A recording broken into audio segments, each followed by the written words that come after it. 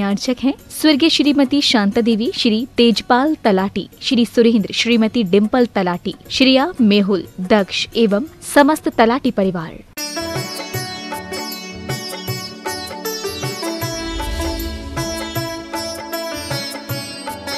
अपनी रक्षा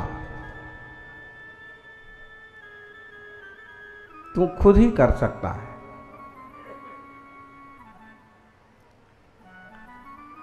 संसार का कोई और व्यक्ति तेरी रक्षा कैसे कर सकता है?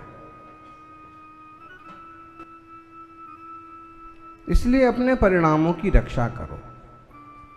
परिणाम संभल जाएंगे तो परिणाम भी संभल जाएगा। भाव संभल जाएंगे तो भाव भी संभल जाएगा। अकंपन आचार्य आदि 700 मुनि राजों पर उपसर्ग हो रहा है और हम सब देखते हैं कि विष्णु कुमार मुनिराज सुपर हीरो की तरह प्रकट होते हैं और सारी समस्या का हल मिनटों में कर देते हैं। बहुत लोगों को बहुमान आता है कि धन्य है विष्णु कुमार मुनिराज जिन्होंने मुनिराजों की रक्षा की। सच में साधारणियों के प्रति वात्सल्य का दुनिया में इससे बड़ा कोई और उदाहरण नहीं होगा। अपनी फिक्र छोड़ के भी धर्मात्माओं के लिए सब कुछ समर्पण करने का ही एकमात्र उदाहरण। और इसलिए आज तक भी विष्णु कुमार मुनिराज की महिमा गाई जाती है। लेकिन और गौर से देखिए, उनसे ज्यादा धन्य हैं वे मुनिराज जिन्होंने हर हाल में उपसर्ग विजय किया, जो विचलित नहीं हुए और हमारी रक्षा कोई दूसरा करे ना करे उसकी परवाह किए बिना जिन्होंने अपने परिणामों की रक्षा की, वे मुनिराज उनसे भी ज्यादा थे। वात्सल्यंग में विष्णु कुमार मुनिराज प्रसिद्ध हुए हैं, लेकिन अकंपित बने रहने में अकंपन आचार्य का कोई मुकाबला नहीं है। और उनके वह संघ को देखिए, जैसे गुरु हैं वैसे शिष्य हैं। निमित्त नैमित्तिक संबंध है, आश्रव बंध में भी है, कसायों के उदय आदि में भी है। लेकिन जिन्होंने निमित्ताधीन दृष्टि का ही त्याग कर दिया और इतने अंतर्मुख और स्वाधीन हो गए, भी मुनिराज मुनियों के लिए और गृहस्थों के लिए, सबों के लिए आदर्श है। आचार्य श्री कुंद स्वामी कहते हैं, निज आत्मा में रमण करने वाले साधक धरती पर चलते फिरते भगवान है। और सच में शरणभूत भी वही है। निज आत्म अरु पंच गुरु जग में शरणा दोए। इस जग में दो ही शरण है, एक तो निज आत्मा, दूसरा पंच परमेष्ठी भगवान। अभी आप छोटी सी कहानी सुन रहे थे। सम्राट की यहां संतान नहीं थी और सम्राट को संतान चाहिए। तांत्रिक ने बताया कि किसी की बलि देना होगी और बलि देने के लिए किसी गरीब का बच्चा मिल गया। 4-5 बच्चे थे, एक बच्चा दे दिया। कोई काम का नहीं है, बड़ा धर्मात्मा बना फिरता है, मंदिर में बैठा रहता है, काम कुछ करता नहीं है, खाने को जरूर आ जाता है, इसी को दे देते।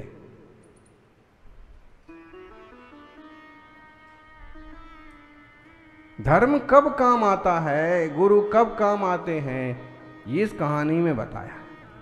आपकी अंतरंग स्थिरता कब काम आती है, गुरु के उपदेश कब काम आते हैं। बच्चा धर्मात्मा था तो साहसी भी था, सत्संगति करता था तो समझदार भी था, जिन दर्शन करता था तो निज दर्शन भी करता था। और उसने समझ लिया कि अब सामने मौत है, ऐसे में रोने और घबराने से कोई काम होने वाला नहीं है। जब राजा ने कहा कोई अंतिम इच्छा हो तो बता दो, क्योंकि तांत्रिक की तलवार से अंतिम उसने कहा कि है ना, सुन ही रहे थे, रेत मंगा दो। रेत के 4 ढेर मंगाए, 4 ढेर बना करके 3 मिटा दिए, 1 बचा। राजा भी देख रहा है, मंत्री भी देख रहा है, तंत्री भी देख रहा है कि का चल क्या रहा है। मैं तंत्र करता हूं कि ये तंत्र करता है, तांत्रिक मैं हूं कि ये। टकटकी लगा के देखते हैं, और जब जो एक बचा हुआ ढेर है उसके सामने वो हाथ जोड़ के बैठ जाता है, तो पूछते हैं कि कर क्या रहे हो तुम? और तब वो कहता है,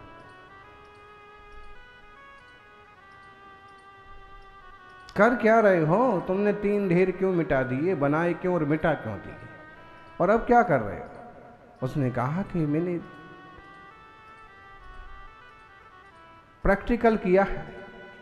ये 3 ढेर जो है, एक पहला ढेर जो है माँ बाप का है, जो बच्चे की रक्षा करना चाहिए, पालन पोषण करना चाहिए। लोभ में आकर के, और मेरे माँ बाप ने मुझे बेच दिया, राजा को दे दिया, कत्ल करने के लिए दे दिया, इसलिए इनसे तो कोई आशा रही नहीं, ये ढेर हमने मिटा दिया। दूसरा परिजन का होता है, ये काम आएंगे, मौके पर काम आएंगे, सार संभाल करेंगे, लेकिन किसी ने भी नहीं टोका, नहीं रोका कि क्यों इस छोटे से बच्चे को तुम और खतरे में डालते हो, इसलिए मैंने ये भी मिटा दिया। तीसरा होता है मंत्री का, राजा का, पुलिस का, सिपाही का, किसी धर्मात्मा का, किसी तांत्रिक का। और जब देख रहे हैं कि राजा भी और बाकी सब लोग भी इस किस्से में शामिल हैं, वह जाने वाला तो कोई नहीं है, तो मैंने इसे भी मिटा दिया। तो तुम कि इसके सामने, चौथे के सामने हाथ जोड़ के क्यों बैठे हो? उसने कहा कि मेरे भगवान हैं, मेरे गुरु हैं, इनने क्या दिया, ये बचा लेंगे क्या तुम्हें? ये बचा लें ना बचा लें, लेकिन उन्होंने ये सिखाया कि जिंदगी में कभी भी हार नहीं मानना, कैसी भी परिस्थिति आ जाए घबरा नहीं, जीना मरना तो लगा रहता है, लेकिन धर्म कभी छोड़ना नहीं। और मैं अपने सत्य निष्ठा के साथ, अपने ईमान के साथ आज भी अटल हूं। जब राजा ही अन्यायी हो जाए तो और किससे फरियाद की जाए, इसलिए मैं प्रभु और गुरु से प्रार्थना कर रहा। राजा के मन को ये बात छू गई और उसने विचार किया, बात तो ठीक है। उसने कहा तांत्रिक को, इसकी बलि के बाद संतान की उत्पत्ति हो जाएगी, इसकी 100% गारंटी है क्या? तांत्रिक ने कहा महाराज तंत्र की क्रिया है, हो जाए तो हो जाए, ना हो जाए तो बाकी आपका पुण्य है। राजा ने कहा कि तुम्हारे तंत्र के बाद हो जाए ना हो जाए इसमें तो डाउट है, लेकिन अभी हाल जो बच्चा हमारे सामने है ये इतना बुद्धिमान है। अच्छा मान लीजिए बच्चे का जन्म हो गया तो क्या इतना बुद्धिमान होगा? तांत्रिक ने फिर कहा कि जन्म कदाचित हो जाए तो वैसा बुद्धिमान और समझदार हो कोई जरूरी नहीं है, हो सकता है इससे भी ज़्यादा समझदार हो, और हो सकता है कि मंद बुद्धि हो, जिंदगी भर आपको उसको ढोना पड़े। राजा ने कहा कि उसमें तो डाउट है, लेकिन जो सामने बैठा है इसमें कोई डाउट नहीं है, क्यों ना किसी के जन्म का इंतजार करने की बजाय जो हमारी गोद में आया है इसे ही पुत्र मान लिया जाए। धर्म ये करता है, मौके पर सद्बुद्धि देता है, मौके पर रक्षा करता है, और जिसकी बलि चढ़ने वाली है वो क्षण भर में राजा का बेटा मान लिया जाता है। हाथों हाथ राजा ने उसकी उराज पद की घोषणा कर दी। उसने अपने अंतरंग परिणामों की रक्षा की, उसने अपने भावों को संभाला, तो उसके तन को संभालने वाले पैदा हो गए।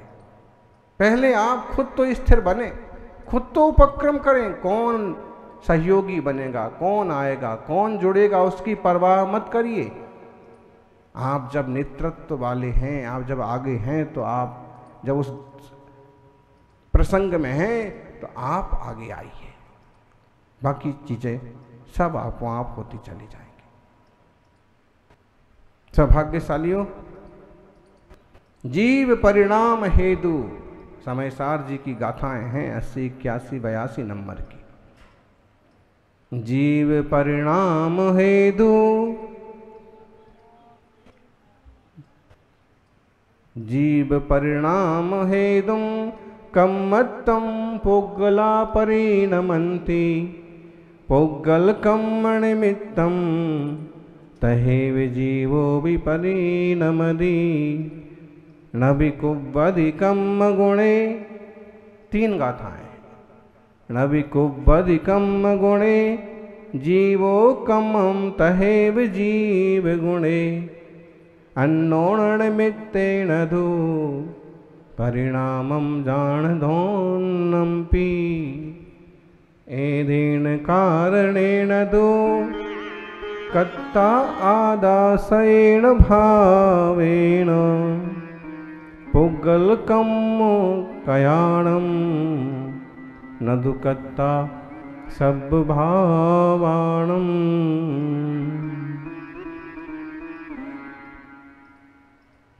यहाँ पर ये 3 गाथाएं, और इन 3 गाथाओं में आचार्य देव कहते हैं,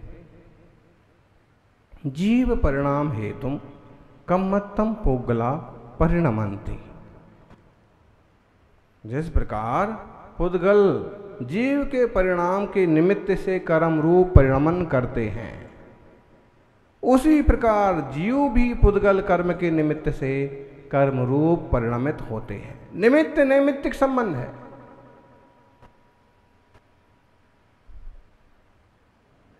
भाई जिसकी बलि चढ़ने वाली है, उसके वचनों के निमित्त से कोई दूसरा इतना प्रभावित हो गया कि वह राजकुमार बन गया, युवराज बन गया। वचनों के निमित्त से सम्मुख जो उपस्थित है प्रभावित हुआ। निमित्त नैमित्तिक संबंध होते हैं और फर्क तो पड़ता है। वो बात यहां कह रहे हैं कि जैसे पुद्गल जीव के परिणाम के निमित्त से कर्म रूप परिणमित होता है। परिणाम कौन करता है? जीव करता है। राग के परिणाम, द्वेष के परिणाम, वैर विरोध के परिणाम, अच्छे परिणाम, बुरे परिणाम कौन करता है? जीव करता है। तो जो पुद्गल होता है वो कर्म रूप से परिणमित होता है, और पुद्गल कर्म के निमित्त से जीव के परिणाम होते हैं। बोलते भी हैं, आज मुझे बहुत गुस्सा आ रहा है। ठीक, भाव हो गए। कभी कभी बोलते हैं कि हमें तुम्हें देख करके, अमुक को देख करके बहुत गुस्सा आता है। होता है कि नहीं होता? कई बार ऐसा होता है जिंदगी में कि एक समय जिसको देख करके बहुत ज्यादा प्यार आता था, समय बदलते उसी को देख करके सबसे ज्यादा गुस्सा किसको देख करके?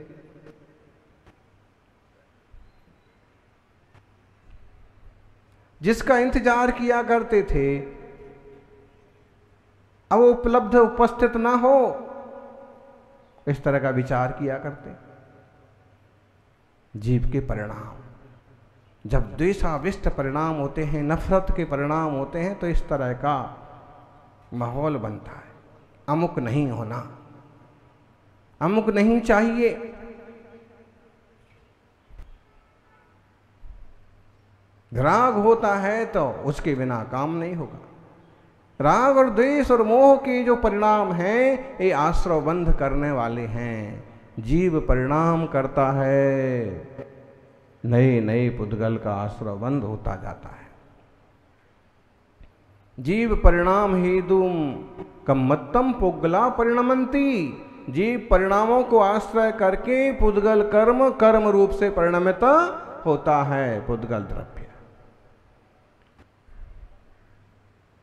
पुद्गल कर्म निमित्तम, पुद्गल कर्म के निमित्त से तहीव जीवो भी परिणमति। ये तो ऐसी बात है कि दर्पण में दिखता हुआ आपका चेहरा, दर्पण में मिरर, आईना, जब आप आईना देखते हो क्या दिखता है उसमें? अच्छा, उसमें आप आईना देखते हैं कि चेहरा देखते हैं? लेकिन कहते क्या है? और आजकल तो आईना लेने कहीं जाना नहीं है, मोबाइल भी आईना हो गया। मोबाइल में भी चेहरा दिखता है ना।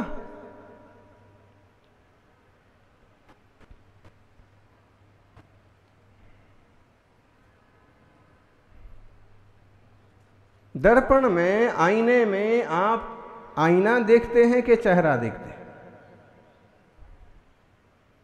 कहते जरूर होंगे कि आईना देख रहे हैं, लेकिन देखते हैं चेहरा।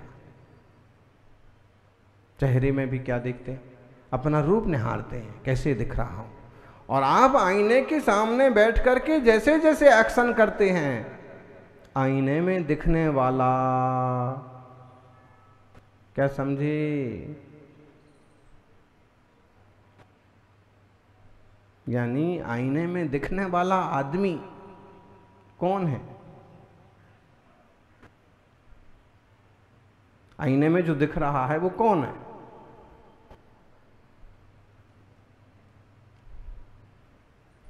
आपने सुना होगा कि बोले एक जमाना ऐसा था कि जब आईना, दर्पण उपलब्ध नहीं हुआ करते थे। आदमी शहर गया और शहर से आईना लेके आया, और पत्नी ने देखा, सामान खोला और पत्नी ने आईना देखा तो अपने पति से एकदम नाराज हो गई, जल भुन गई कि देखिए ये तो कोई दूसरी ही फोटो लेके आ गया है, कोई दूसरी ही लेके आ गया। उसे ये पता नहीं है कि इसमें जो चेहरा झलक रहा है वो मेरा है। सच में दर्पण में भी जो चेहरा झलक रहा है ना, वो आपका है क्या? किसका है? किसका है? आपका है? नहीं है। शरद जी का है। किसका है? पंडित जी का है। कहें पुद्गल का है? पक्का। तो आप पुद्गल को इतना संभालते क्यों हैं? पुद्गल को दर्पण के सामने क्यों लेके गए? क्या जरूरत? पुद्गल ने कहा था कि मुझे दर्पण दिखाओ। सच्चाई यही है कि पर्याय की पर्याय है। जीव की विषम जातीय पर्याय हो गई शरीर, और शरीर का जो बिंब पड़ा दर्पण में, पर्याय की पर्याय। लेकिन हम इतने मुग्ध हैं, इतने भूले हुए।